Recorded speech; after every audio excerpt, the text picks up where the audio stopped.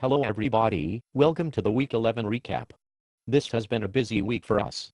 On Tuesday, I held the owner of this studio at gunpoint and forced him to allow us to hold our show here again. The next day, I broke Harry out of prison. So now we are back in business. I also learned that Harry's replacement, Tits Maggotti, was a hooker.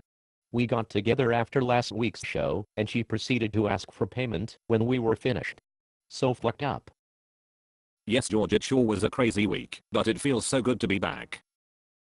Let's start out this week on the basketball front. The Syracuse Orange had an impressive string of victories this week. Granted, they were against two horribly overrated teams, but still decent wins. That transfer Wesley Johnson is absolutely dirty, I cannot lie. Through only the first 2 or 3 games, 4 of the top 5 teams either lost or struggled, sneaking out tough wins to subpar teams. The exception to those 5 that hasn't struggled yet is the Texas Longhorns, of course. In the NBA, the Milwaukee Bucks are still continuing their impressive play even with their top 2 veterans going down to injury and having to play with a bunch of scrubs.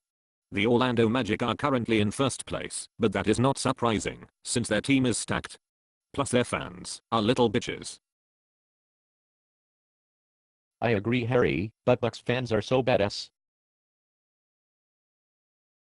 In the NFL, Terrell Owens finally stepped up and had a huge game in the Bills' loss. Of course, he was on my bench in fantasy.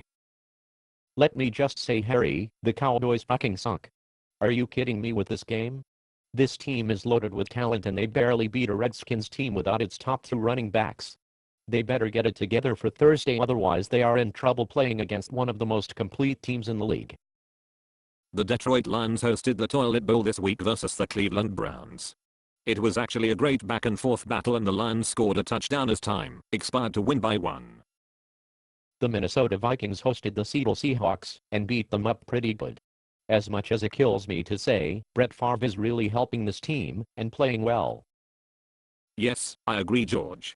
I don't believe he has played this well since the days when he backed up Bart Starr. The Denver Broncos got absolutely shit on by the San Diego Chargers. I think reality is finally setting in for this fake-ass team. Fuck the Broncos. The Oakland Raiders, who finally benched Jamarcus Russell this week, hosted the Cincinnati Bengals. Who they think gon' beat them Bengals? Well, George, the motherfucking Oakland Raiders did. Bruce Gradkowski is the shit and I'm very excited for Thursday's game at Dallas on Thanksgiving. Bruce. Moving outside of the sports world, Austin Keegan installed a new system in his Grand Prix. So now we will be able to hear him bump whenever him and Laura are racing down Applewood. Well, the way I see it.